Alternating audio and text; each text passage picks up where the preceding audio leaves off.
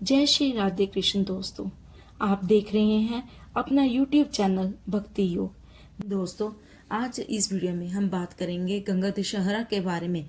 गंगा दशहरे का शुभ मुहूर्त और शुभ तिथि क्या है, स्नान का शुभ समय क्या है, पूजा विधि और दान कब करना चाहिए और क्या करना चाहिए। लेकिन अगर उससे पहले आपने मेरे इस चैनल को अभी तक सब्सक्राइब नहीं किया है तो प्लीज़ मेरे इस चैनल को सब्सक्राइब करें और एक कमेंट अवश्य करें। आपका हर कमेंट हमें और वीडियो बनाने के लिए मोटिवेट करता है। धन्यवाद। आइए दोस्तों, अब बात करते हैं गंगा दशहरा के बारे में।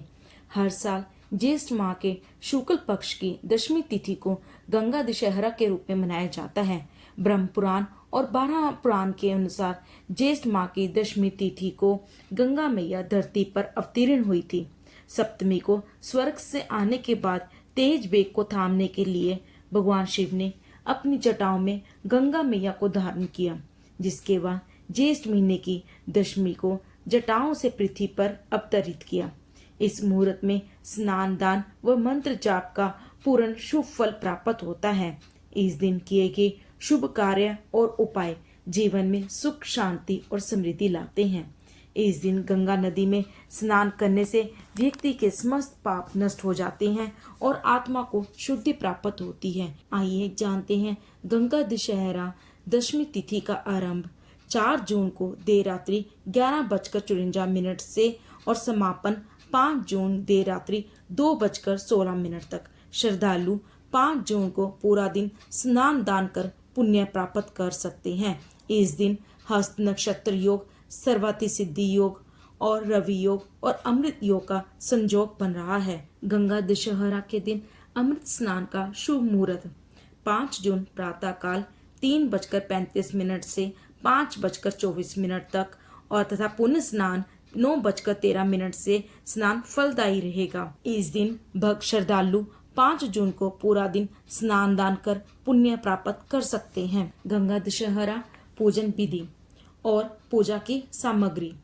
गंगा दशहरा के दिन सबसे पहले ब्रह्म मुहूर्त में गंगा नदी में स्नान करें। अगर कोई श्रद्धालु गंगा नदी में स्नान नहीं कर सकते तो अपने घर स्नान किए वाले पानी में थोड़ा सा गंगा जल मिलाकर स्नान करें। फिर उसके बाद देवी देवताओं का जल से अभिषेक करें और सूर्य देव को अर्घ दें। इसके बाद माँ गंगा और भगवान शिव शंभू की पूजा करें और उन्हें चंदन व फूल चढ़ाएं। मंदिर में घी का दीपक जलाकर आरती करें और भोग लगाएं। उसके बाद गंगा चालीसा का पाठ करें। अंत में माँ गंगा से अपने समस्त पापों के लिए क्षमा मांगे। मान्यता है कि गंगा दशहरा के दिन माँ गंगा के पूजन में समस्त सामग्री 10 की संख्या में चढ़ानी चाहिए, जैसे 10 पुष्प, 10 पान, 10 लौंग, 10 इलायची, 10 फल, 10 मिष्टान और 10 दीपक आदि। साथ ही 10 ब्राह्मणों को यथाशक्ति दान अवश्य देना चाहिए। गंगा दशहरा के दिन किया गया दान 10 गुना पुण्य देता है और इस दिन दीप दान भी जरूर करना चाहिए। गंगा दशहरा के दिन दान करना चाहिए, लेकिन किसी को फटे पुराने कपड़े, टूटी चप्पल या खराब जूते, जूठा खाना या बासी खाना या टूटे बर्तन या स्टील के बर्तन कभी दान नहीं देने चाहिए। इस दिन पितरों के लिए दान करने से उनका आशीर्वाद प्राप्त होता है और पितर ऋण से मुक्ति भी मिलती है। गंगा दशहरा के दिन क्या दान करना चाहिए? आप अपनी सामर्थ्य के अनुसार कुछ भी दान कर सकते हैं। इस दिन जूते, चप्पल, छाता, टोपी या फल का दान अत्यंत शुभ माना जाता है। ज्येष्ठ माह में प्रचंड गर्मी पड़ रही होती है।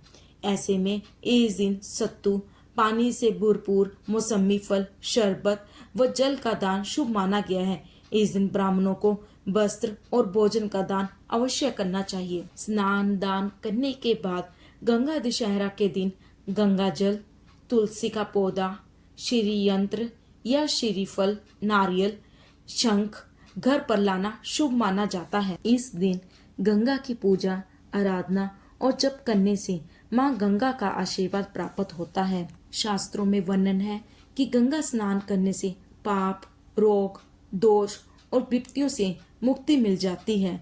गंगा दशहरा के दिन पवित्र गंगा नदी में स्नान करने का महत्व और बढ़ जाता है। माना जाता है कि इस दिन गंगा स्नान से पापों से मुक्ति मिल जाती है जो पुण्य प्राप्ति में बाधक होते हैं। तो दोस्तों, ये थी गंगा दशहरा की संपूर्ण जानकारी। उम्मीद है आपको ये जानकारी उपयोगी लगी। तो प्लीज़ मेरे इस चैनल को सब्सक्राइब करें। धन्यवाद। आपका दिन मंगलमय हो।